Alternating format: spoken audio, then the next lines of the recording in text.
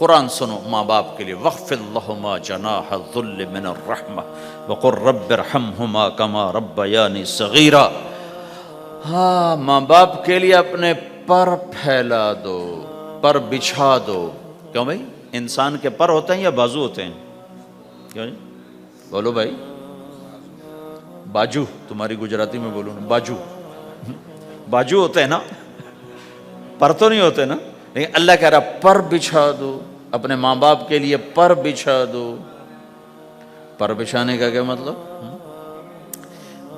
میں بتایا کرتا ہوں کہ اس آیت کو کسی تفسیر سے میں نہیں سمجھا، نہ کوئی تفسیر والا یہ تفسیر کی طرف جائے گا۔ یہ جو میرا کالج کا ایک دور ہے، ایک تبلیغ کا دور ہے۔ کالج دور میں جب ہمارے گاؤں کے قریب دریائے راوی ہے، اس کے کنارے جنگل تھا بہت بڑا، اس میں ہم شکار کھیلنے جاتے تھے۔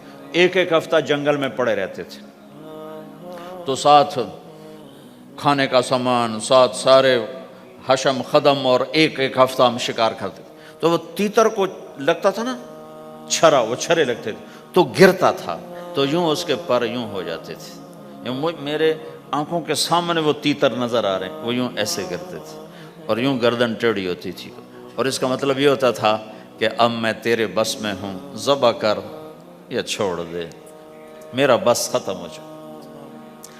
تو آئے ہائے ہائے، قربان جاؤں قرآن کی خوبصورتی پر۔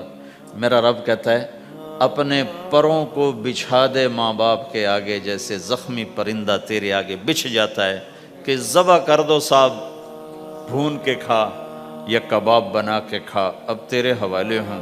ایسے ہی ماں باپ کے آگے یوں ہو جا۔ کیا خوبصورت تعبیر کی ہے۔ لا تقل لهما اف، اون بھی نہ کر۔ آپ نے فرمایا کاش میرے والدین ہوتے، تمنا کی۔ 2 مہینے کے تھے ماں کے پیٹ میں تو باپ کا انتقال ہو گیا، یا اور نہیں تو میری ماں تو ہوتی، میری ماں تو ہوتی۔ اور میں عشاء کی نماز کے مصلی پہ کھڑا ہوتا اور میں سورۃ فاتحہ شروع کر چکا ہوتا، اور ادھر سے میری ماں کہتی محمد، تو میں ماں کے لیے نماز توڑ دیتا۔ میں کہتا لبیک یا اماں۔ حج کا سفر ہے، 63 سال عمر ہے، ماں کو فوت ہوئے 57 سال گزر چکے ہیں۔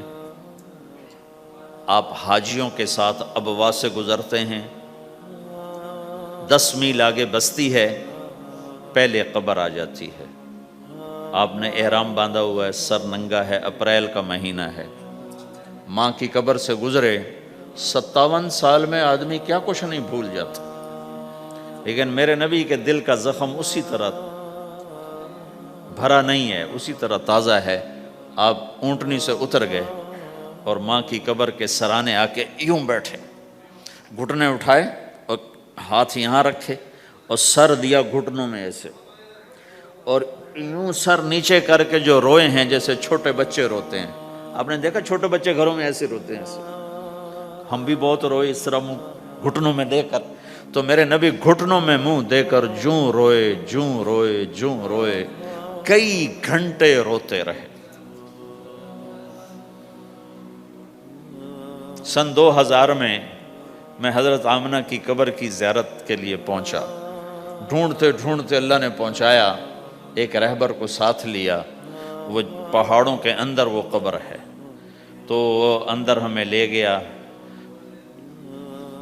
راستہ کوئی نہیں تھا، جس کو پتہ ہو وہ پہنچا سکتا ہے، ویسے کوئی نہیں جا سکتا۔ کالے پہاڑ، چھوٹے چھوٹے، کانٹے دار جھاڑیاں، ایک پہاڑی ہوگی اتنی اونچی جتنی آپ کی چھت ہے، اس کے اوپر باقی پہاڑ تو ایسے تھے، نوک نکلی ہوئی، وہ اوپر فلیٹ تھا، کوئی 10 بائی 10 تقریباً۔ وہاں میرے نبی کی ماں آرام کر رہی تھی۔ تو میں نے چاروں طرف دیکھا تو 2000 یعنی صرف 12 سال پہلے جنگل، ویرانہ، وحشت، 1400 سال پہلے یہاں کیا ہوگا؟ میں اللہ کی بے نیازی سے کانپ رہا تھا کہ میرے رب جس کی خاطر تو نے کائنات بنائی، یہاں اس جنگل میں اس پہ اتنا امتحان ڈالا، وہ بھی 6 سال کی عمر میں، باپ دیکھا نہیں، بہن کوئی نہیں، بھائی کوئی نہیں، خالہ کوئی نہیں، کوئی ساتھی کوئی نہیں۔ 3 دن بعد یہ موت آتی تو مکے میں آتی تو کئی سینے سے لگاتے، 3 دن پہلے یہ موت آتی تو مدینے میں آتی، کئی سینے سے لگاتے، مدینے سے بھی نکالا اور مکے سے بھی دور کیا، اور جنگل کے اندر صرف 25 سال کی عمر میں اما آمنہ رضی اللہ تعالیٰ عنہ پہ موت نے وار کیا، اور اللہ کے نبی گھبرا گئے۔ 6 سال کے بچے کو سمجھ میں نہیں آ رہا کہ یہ کیا ہو رہا ہے۔ حضرت آمنہ بول نہیں پا رہے، مجھے لگتا ہے غالباً ہارٹ اٹیک ہوا ہوگا۔ 3 افراد، والدہ، خادمہ ام ایمن اور میرے نبی، اور حضرت آمنہ یوں تڑپ رہی تھی، ایسے پہلو بدل رہی تھی، تڑپ رہی تھی، اور آپ سہمے ہوئے بیٹھے تھے اور سمجھ میں نہیں آ رہا تھا ہوا کیا ہے۔ پھر حضرت آمنہ نے آخر میں اپنے آپ کو، ہارٹ اٹیک میں بولا نہیں جاتا، مجھے ہوا تھا تو مجھے پتا ہے بولا نہیں جاتا، آخر بجھتی شمع بھڑکی کہ بیٹا ہر زندہ نے مرنا ہے، ہر جوانی نے ڈھلنا ہے، اور لگتا ہے میرے جانے کا وقت آ چکا ہے۔ ولد تو طہرن، تو ایسا پاک ہے کہ تیرے ذریعے سے سارا عالم پاک ہوگا۔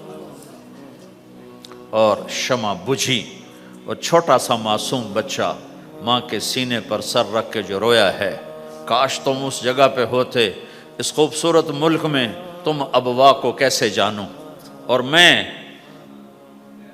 تمہیں کیسے بتاؤں۔ میں ہزاروں دفعہ یہ قصہ سنا چکا ہوں، مجھے ہر دفعہ رونا آتا ہے کہ میں وہاں اپنے آپ کو محسوس کرتا ہوں کہ ہائے یہاں اس جگہ اتنا بڑا امتحان، اور صرف 6 برس کا، کون وہاں قبر بنانے آیا؟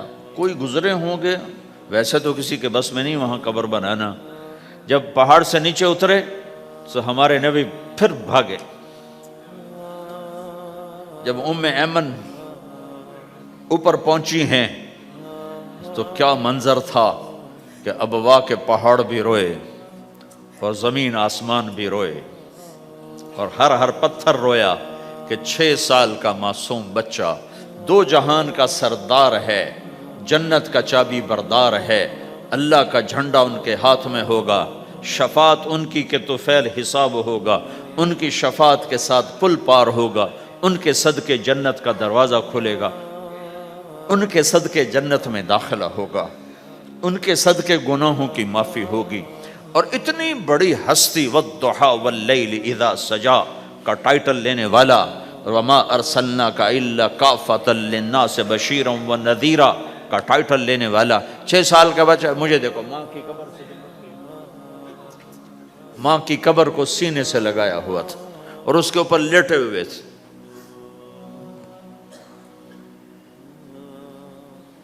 جب حضرت ام ایمن پہنچی ہیں تو اللہ کے نبی کیا کہہ رہے تھے؟ اے میری ماں، تمہیں تو پتا ہے نا تیرے سوا میرا کوئی نہیں تھا، تو مجھے چھوڑ کے کہاں چلی گئی، تیرے بغیر کہاں جاؤں گا، میرا کون ہے اب تیرے سوا؟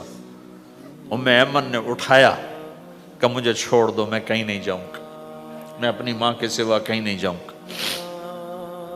کھینچ کے اٹھایا، نیچے لائیں، اونٹنی پہ بٹھایا، 3 راتیں مسلسل روتے روتے یہ سفر ہوا ہے۔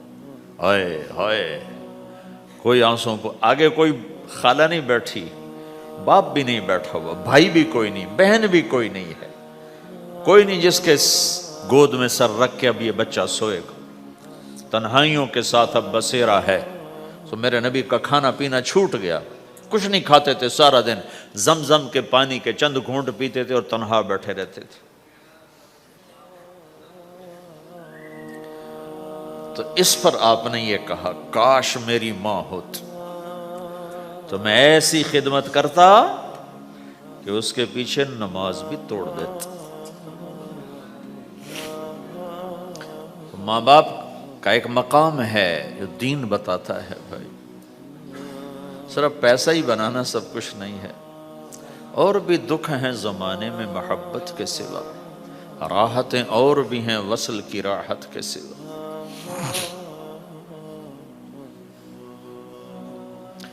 ماں باپ کا ایک مقام ہے، ان کو مقام دو، لیکن ماں کی وجہ سے بیوی پہ ظلم نہ کرو۔ بیوی کے عشق میں ماں پہ زیادتی نہ کرو۔ یہ گھر کی معاشرت ہے، یہ گھر کی زندگی ہے۔